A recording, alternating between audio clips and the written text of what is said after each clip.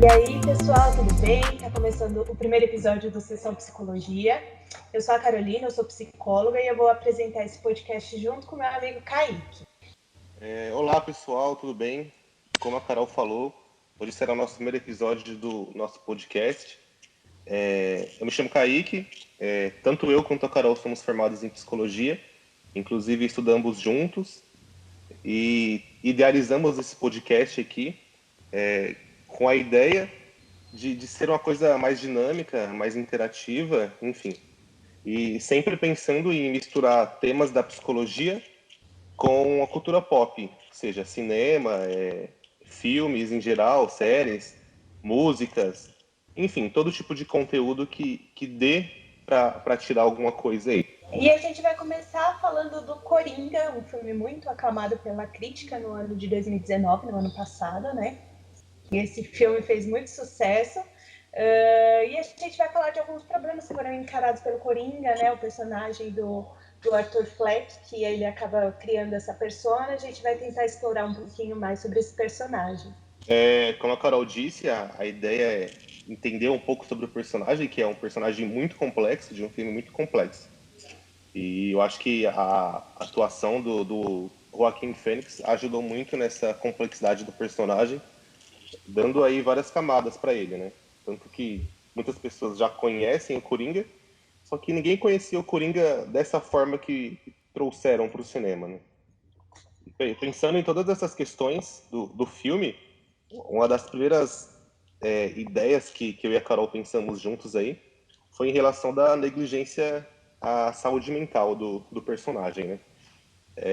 Acho que fica bem nítido no filme, no princípio do filme, no meio, enfim, no fim.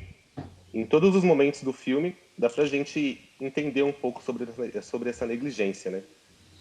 Tem um momento ali no filme que tem uma mulher que representa ali o Estado, representa a negligência total do Estado para com as pessoas, né? E fica bem nítido nesse momento, né? Que quando o Arthur Fleck está conversando com ela em um momento do filme ali, ele vai fazendo aquelas consultas periódicas ali para pegar a medicação dele também, enfim. Ele está conversando com aquela mulher lá e ele fala para ela que ele vai todos os dias ali para poder conversar com ela, só que na real ela nunca está escutando ele, né? Ela está ali cumprindo um papel que está sendo bem mal cumprido na real, mas ele tá tentando buscar uma ajuda ali, mas essa ajuda que ele tenta buscar não é cedida, né? Ele consegue pegar a medicação, enfim, mas é só isso. O cuidado que ele deveria ter, a atenção que ele deveria ter, não existe. Então, a gente vai vendo no decorrer do filme que essa falta de atenção com o personagem, com sua saúde mental, vai agravando muito as suas questões de saúde, né? Então, só de ele não conseguir ter acesso, não conseguir ter o mínimo de empatia possível, ele acaba tendo a sua questão psicológica agravada a cada momento do filme. E a gente vai percebendo que, passo a passo no filme, de tempos em tempos ali, ele vai ficando cada vez pior. A negligência, ela acontece de diversas formas no filme, né? Eu acho que essa é uma das maneiras mais impactantes, essa do Estado, porque o Coringa, o Arthur, na verdade, ele é um homem que ele toma 7 tipos de medicamentos, e aí simplesmente é cortado dele todo esse apoio, né? E a gente percebe que isso existe muito ainda nos dias de hoje, não só em periferias, onde as pessoas têm mais vulnerabilidade social, vulnerabilidade mental, vulnerabilidade de apoio, a gente percebe que isso existe bastante, que as pessoas elas não percebem o quanto isso é importante, né? Exatamente. As pessoas acabam percebendo isso, principalmente quando entram em contato com alguma coisa que tenha isso mais nitidamente, né? Igual a Carol falou aí, nas periferias principalmente, que a falta de acesso a serviços da saúde mental, enfim, serviços que tenham o objetivo de cuidar dessas pessoas, acabam tendo suas limitações, né? Sei que existem ótimos serviços aí, citando o CAPS, por exemplo, mas depende muito também do local desse CAPS e do tipo de CAPS, do tipo da equipe que tem nesse CAPS. Enfim, é toda uma questão aí, né? Mas a dificuldade de acesso, além de ser implicada pela vulnerabilidade social e pelo preconceito, é muito difícil, né? A pessoa conseguir ter esse tipo de acesso. E no filme, além de toda essa questão da falta de cuidado do Estado com Arthur Fleck, tem a questão de onde ele vive ali, né? Do contexto familiar, de quem tá residindo com ele, que no caso é uma mãe, que também já não tem uma saúde muito boa, que também a gente descobre que também tem umas questões de saúde mental ali. Então a gente já pode entender a questão genética da situação, que também é relevante em muitos casos. Mas enfim, além de todas essas questões, eu acho que a vulnerabilidade em que ele se encontra acaba tendo um grande agravo nas questões de saúde mental dele. E eu acho que com isso a gente consegue entender que a vulnerabilidade social ela está muito atrelada também com a nossa vulnerabilidade biológica no sentido do quanto a gente consegue se cuidar, né? Do Com quanto a gente certeza. consegue buscar apoio. Eu acho que isso é importante, a gente consegue atrelar bastante essas duas coisas, né? Exatamente. Eu acho que complementando também essa questão da vulnerabilidade social e da negligência do Estado, né, com a saúde mental, eu acho que a gente consegue pensar também na negligência parental, né? Eu acho que ficou claro também que o Arthur ele foi negligenciado pela família, ele não teve um apoio, ele não tem um contexto ali onde ele consiga buscar apoio que não seja por aquela ferramenta do Estado que ele está trabalhando. Ele não tem amigos, ele não tem a figura da mãe, ele não tem a figura do pai, ele é uma pessoa muito sozinha, então fica difícil para ele também encontrar apoio em outros lugares. Você concorda, Kaique? Concordo muito, porque pensando em tudo isso, nessa questão da solidão mesmo, né? Igual você falou, igual agravada por todo o contexto familiar, né? A falta de apoio familiar. No caso, a falta de apoio familiar da mãe, que no momento ali também não tem condições nenhuma de dar esse apoio por Arthur, né? E acaba agravando muito, né? E pensando nisso, na questão da solidão, a gente pode enxergar também uma questão de traços depressivos ali, né? Que ele se encontra numa situação tão complicada do meio social, da vida dele, da questão de saúde dele, que tem esse agravo, né? Em inúmeros momentos do filme, dá para perceber que ele realmente tá entristecido, melancólico, né? Não diria que seja uma depressão completamente construída, mas os traços estão ali, né? E são agravados justamente por essa questão familiar. Um pouco da melancolia, né? Ainda mais Sim, quando traz aqueles flashes da infância dele, que ele sofreu alguns tipos de abuso, né? De alguns namorados da mãe. Eu não me recordo agora se foram alguns namorados, se foi só um, que abusava dele realmente, que abusava ele fisicamente mesmo, né? Que prendia ele, batia. E aí tudo isso também a gente sabe que vai impactando em como a pessoa se comporta na sociedade, né? e esse impacto, isso que eu sempre falo, o filme ele tem muitas camadas, né? É até difícil a gente conseguir conversar desse filme em pouco tempo, porque é um filme que daria para conversar durante horas, porque as camadas que vão sendo apresentadas no filme são imensas, né? Desde o princípio do filme, do meio, do final, e a gente vai enxergando essas questões, né?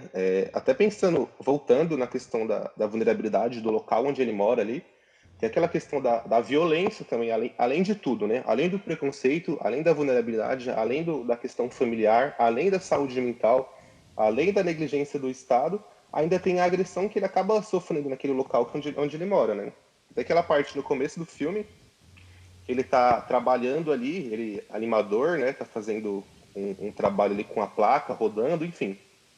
E vem alguns jovens e agridem ele, né? E naquele momento do filme ele se encolhe, depois que ele agride, se encolhe, se aperta assim, e a gente consegue ver o que está acontecendo com ele ali, né? Kaique, eu acho que isso que você falou foi muito legal, porque realmente amarrou com o que eu falei em relação a ele sofrer esse tipo de violência física quando ele era criança, né? Ele Sim, fica sim, naquela posição fetal sim, sim, de bebezinho, né? A gente via exatamente. bastante isso De na medo, né? faculdade. É isso, de medo, de desespero, é bem isso mesmo. É E sofrível, né? então, porque uma coisa sempre vai remetendo à outra, né? Quando ele apanha, ele acaba indo, voltando para aquele início de vida e vai sempre aquele looping, né, de sofrimento. Então, ele acaba regredindo totalmente, né? É. Na verdade, até essa questão da regressão tem uma questão de um comportamento ali mais infantilizado do Arthur, né? Sim, a questão com a mãe, né? A dança que ele faz, utilizada, que ele quer dançar com a mãe, ele tem esse apego todo de não se desvencilhar da mãe. Eu acho que tudo isso também está amarrado com a infância que ele teve e com todas as questões que ele passou lá no início de Exatamente, vida dele. exatamente. Outra questão também que eu acho que é bem bacana é uma coisa que até me lembra um pouco do Clube da Luta, né? Do filme. Que tem aquela questão que a gente não entende muito bem no filme ali, quando que começa as questões de alucinação do Arthur e quando que elas estão se juntando com a realidade ali, né? Então, no Clube da Luta tem essa questão, né? Que ele tem aquele rompimento ali com a realidade, só que a gente vai descobrir isso no final do filme. E com Coringa é uma coisa bem similar, né? A gente vai entendendo o que está acontecendo, mas a gente não consegue entender muito bem onde que começou a alucinação dele. Então de acordo com o desenrolar do filme, a gente vai entendendo um pouco disso. E recentemente também eu assisti um filme que na verdade, eu acho que Coringa bebeu muito na fonte desse filme, né? Do Scorsese, que é o Rei da Comédia. Lembra muito mesmo o filme do Coringa. Eu acho que inúmeros pontos ali, principalmente a questão da busca pela fama, né? Da vontade de se sentir vivo, né? Se sentir alguém. E o filme do Rei da Comédia é muito isso. O protagonista ele tenta ascender, ele tenta se sentir pertencente a algum lugar. E o Arthur Fleck também tem isso, né? Em alguns momentos do filme ali que ele olha para a televisão, ele já se imagina, né? Ele quer se sentir alguém. Kaique, você acha que essas imaginações dele estão relacionadas com a esquizofrenia? Sim, com certeza. São alucinações ali psicóticas, né, esquizofrênicas, que acabam tomando conta dele, né? Tanto é que ele depois, eu não sei se é impressão minha, né, onde que começa isso, mas eu acho que começa isso depois daquela situação no trem, que ele acaba fazendo o que fez, né? Eu acho que a partir dali que as alucinações iniciaram, né? Eu acho que dali ele começou a persona de Coringa mesmo, né? Ele Sim, começou a ser o Coringa de fato. E eu acho legal porque muda até a estética do palhaço, né? Porque ele era um palhaço com uma maquiagem muito similar, ele até continua naquela maquiagem com aqueles desenhos nos olhos e com a boca, mas de um jeito mais macabro, né? Que já tá nessa persona dele que já vai para esse lado mais macabro mesmo, de morte, sim. de assassinato. Eu Até acho a que isso dá postura para ver dele vai bastante. sendo mudada, né? E isso, ele vai mudando a postura, ele vai mudando a fala, ele vai mudando o jeito, o olhar. E é muito legal que a gente consegue perceber isso no decorrer do filme. Sim. Eu acho que entra mais uma vez na questão de pertencimento, né? Quando ele vai se encontrando, ele vai mudando também, né? E eu acho engraçado que eu não sei se você teve essa impressão, mas pelo menos para mim ficou muita impressão de que ele é uma vítima, né? A gente começa a sentir pena dele, Sim, porque a gente acha que é uma questão de saúde mental e que ele, se ele tivesse tido os cuidados adequados, talvez ele não tivesse chegado a esse ponto, que a falta da figura paterna, quando ele encontra aquele pai que o renega, eu acho que tudo isso vai agregando para que a gente consiga ter uma imagem dele errônea, porque de fato ele é um assassino, né? A gente, exatamente. a gente tem que ter essa percepção, né? Eu acho que pra gente, principalmente, né, por sermos psicólogos, né, acho que a gente acaba enxergando mais alguns pontos ali que, igual você falou agora, exatamente isso. Ele é um assassino, ele matou pessoas, né? Só que a gente também entende como que foi que ele chegou onde chegou, né? Como que ele realmente se tornou o Coringa, né? Porque a gente, como profissionais da saúde mental, a gente sempre tenta enxergar o que levou aquela pessoa a ter aquela determinada Sim. ação ou reação, né? Pensando também em todas essas questões que a Carol já trouxe, que a gente debateu aqui, eu acho que principalmente também, né, um dos pontos é que o filme do Coringa, na real, não é sobre exatamente o Coringa como todo mundo conhece, né? sobre como o Coringa é o Coringa, como ele se tornou o Coringa, né? Eu acho que a principal ideia do filme é mostrar que, em tese, sim, o Coringa poderia ser qualquer pessoa, né? Eu acho que isso fica bem subjetivo ali em toda a história, né? Mas de acordo com todas as situações que acontecem, né? Todo o percurso que ele teve, toda a questão familiar, toda a questão de saúde, toda a questão de negligência, enfim, tudo isso que a gente já falou aqui nesse momento. A história do filme é como que uma pessoa consegue fazer o que foi feito no filme, né? Como que a pessoa consegue, de alguma forma, perder toda a sanidade mental, ter um surto psicótico ali gravíssimo e fazer tudo o que ele fez.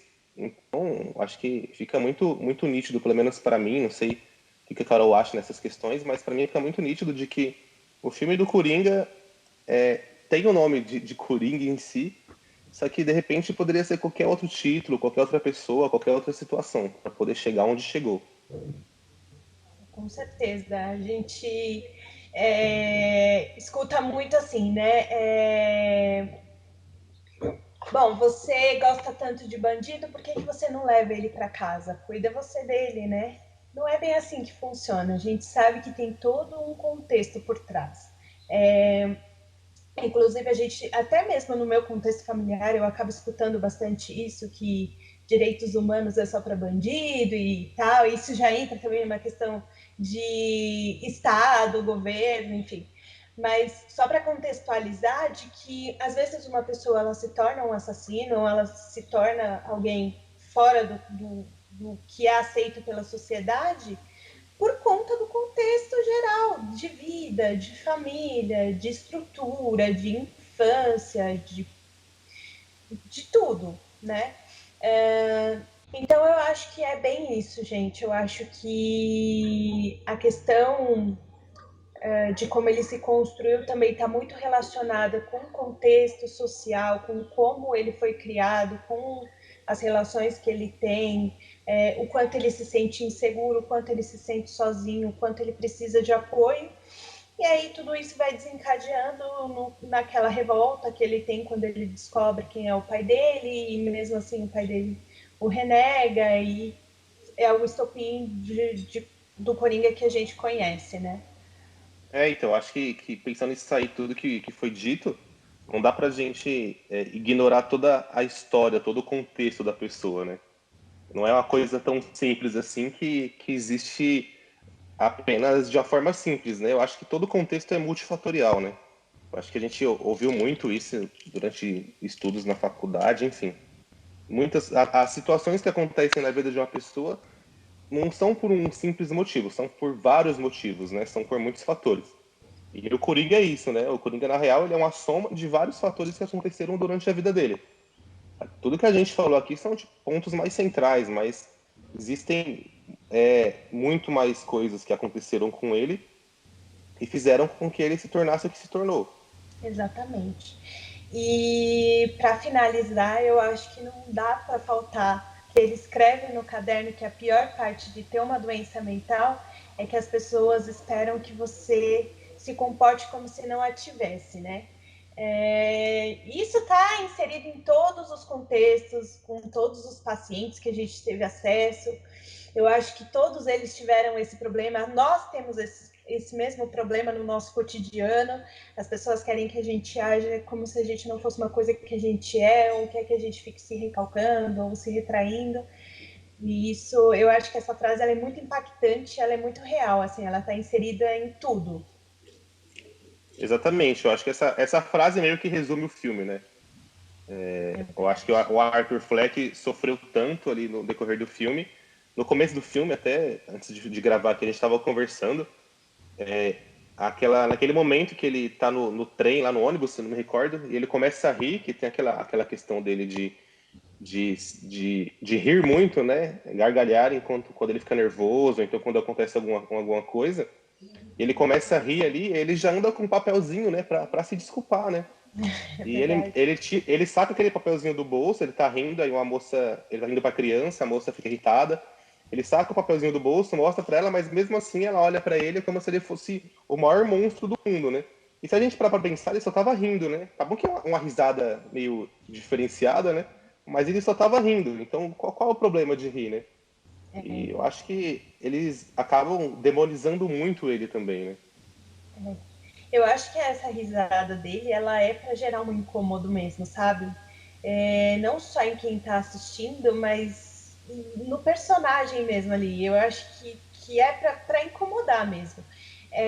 Eu ouvi uma teoria de que o diretor disse que essa risada era um transtorno mental, mas eu acho que não cabe a gente a ficar diagnosticando, porque existem vários diagnósticos dele na internet, tanto de médicos psiquiatras quanto de psicólogos, então eu acho que não é esse o objetivo desse podcast, não nesse momento.